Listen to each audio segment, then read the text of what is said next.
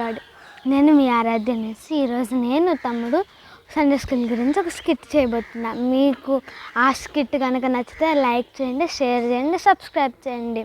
మనం ఇప్పుడు స్కిట్లోకి వెళ్ళిపోదామా? Let's go. కాక ఆడుకుందా? వద్దురా, మనము సండే స్కూల్కి వెళ్దాం.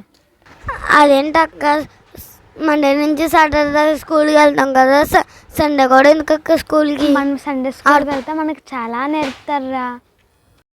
మనం మండే టు సాటర్డే ఎలా స్కూల్కి వెళ్తాం, మనం సండే కూడా అలాగే సండే స్కూల్కి వెళ్ళాలి.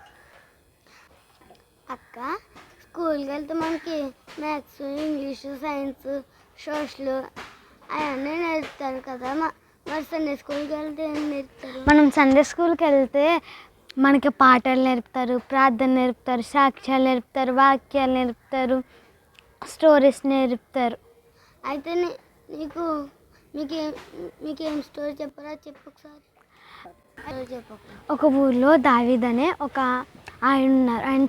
ఆయన చిన్నప్పటి నుంచి గొర్రెలు మేపుకున్నారు. గొర్రెలు మేపుకుంటున్నప్పుడు దేవుని స్తుతించు ఆయన కీర్తనలు పాడుతూ ఉన్నారు. ఒకరోజు దావీద్ని వాళ్ళ నాన్నగారు పిలిచి అన్నయ్యలకి భోజనం పట్టుకెళ్తావా అంటే, వాళ్ళ అన్నయ్యల ఇంటికి మిలిటరీలో పనిచేస్తారు.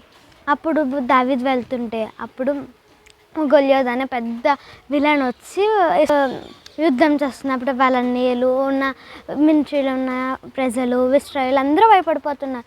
అప్పుడు దావీదు ప్రేయర్ చేసుకుని ఒక చిన్న రాయిచ్చుకుని ఆయన నుదుటి మీద కొడితే అక్కడ ఉన్నాడు కదా గొల్యోతు, అక్కడ కింద పడిపోయి చనిపోయాడు.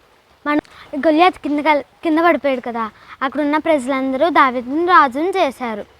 మనము సండే స్కూల్కి వెళ్తే మనకి తెలివి వస్తుంది, దేవుడు మనతో తోడు ఉంటారు. సండే స్కూల్కి వెళ్తే దావీదుకి ఇచ్చిన శక్తిని, దావీదుకి ఇచ్చిన బలాన్ని మనకి ఇస్తారు.